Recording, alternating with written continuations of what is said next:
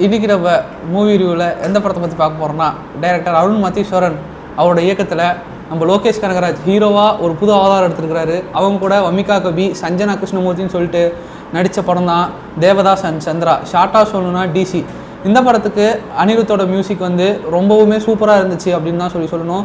இந்த படத்துக்கு நான் ஆரம்பத்தில் ரேட்டிங் கொடுத்துட்றேன் 5.5க்கு 5.5 5 அவுட் ஆஃப் 5 அப்படின்னு சொல்லிட்டு. ஸோ இந்த படம் எப்படின்னு சொல்லி பார்த்தீங்கன்னா, யூஸ்வலான ஒரு ரிவெஞ்ச் ஸ்டோரியவே சூப்பராக எடுத்திருக்காங்க. வித் ஒரு நல்ல ரொமான்டிக் ஒரு க்ரைம் த்ரில்லர் மாதிரி எடுத்திருக்காங்க அப்படின்னு தான் சொல்லலாம். சிம்பிள், லோகேஷ் கனகராஜ் வந்து அவங்க அப்பா பிரிஞ்சு இருக்கிறாரு. அவர் வந்து யார் மேலேயுமே பாச வைக்கிறதில்ல, வச்சா அவங்க இறந்துடுறாங்க. அந்த மாதிரி ஒவ்வொரு இடமா அவர் தப்பிச்சு கொலை பண்ணிட்டு ஓடி போயிட்டு இருக்கிறப்ப அங்கே வந்து சஞ்சனா கிருஷ்ணமூர்த்தி ஒரு இடத்துல பார்க்குறாங்க. அவங்க கூட பேசி க்ளோஸ் ஆகிறப்ப ஒரு ஷூட் அவுட்டில் சஞ்சனா கிருஷ்ணமூர்த்தி இறந்துடுறாங்க. அங்கேருந்து தலைமறைவாகி வேறு இடத்துக்கு ஓடி போயிட்டு இருக்கிறப்ப சஞ்சனா கிருஷ்ணமூர்த்தியை கொண்ட போலீஸ் ஆகட்டும், அவங்கள பழி வாங்கணும் அப்படின்னு சொல்லிட்டு ஒரு பக்கம் என்ன இருக்குது.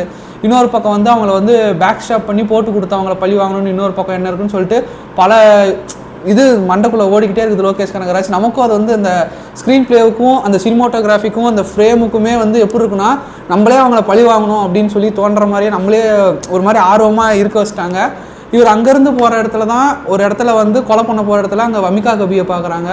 அவங்க ரிசம்பல்ஸ்லாம் வந்து சஞ்சனா கிருஷ்ணமூர்த்தி மாதிரியே இருக்கிறதுனால அவருக்கு பாஸ்ட்டாக ஞாபகம் வந்து அங்கேருந்து வமிகா கபியை வந்து காப்பாற்றி விட்டுறாங்க. காப்பாற்றிட்டு இவங்க 2 பேரும் ட்ராவல் பண்ணி போகிறாங்க. போன இடத்துலலாம் வமிகா கபிக்கு நடந்த அந்த கொடுமையும் நம்ம லோகேஷ் கனகராஜுக்கு நடந்த கொடுமையும் மாற்றி இவங்களுக்குள்ளே பேசிக்கிறாங்க.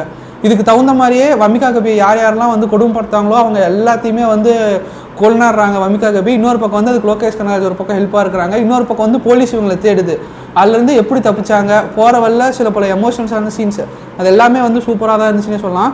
ஃபர்ஸ்ட் இந்த படம் வந்து எதனால் 5 அவுட் ஆஃப் 5 அப்படின்னு சொல்லி பார்த்தீங்கன்னா, இந்த படத்தை நீங்கள் பார்க்குற மாதிரி இருந்தால் ஃபுல் அண்ட் ஃபுல் அனிருத்தோட மியூசிக் இந்த படத்தை வந்து வேறு லெவலில் ரிடம்ஷனில் கொண்டு போயிருக்கு. நீங்கள் அனிருத் மியூசிக்காகவே இந்த படத்தை பார்க்கலாம் அப்படின்னு தான் சொல்லணும். ரெண்டாவது வந்து லோகேஷ் கனகராஜ் வந்து ரொம்ப சூப்பராகவே நடிச்சிருந்தாரு.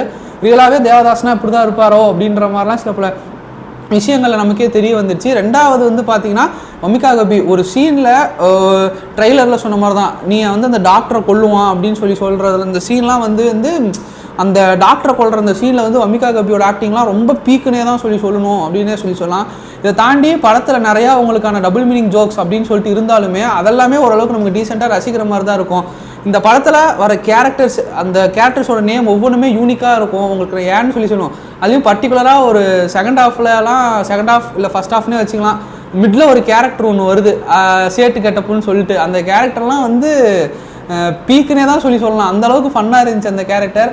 அப்புறமேட்டு இந்த படத்தில் முக்கியமாக நீங்கள் வந்து பீக் மூமெண்ட் அப்படின்னு சொல்லி பார்த்தீங்கன்னா, படத்தோட இன்ட்ரோல் பிளாக் சொல்லலாம்.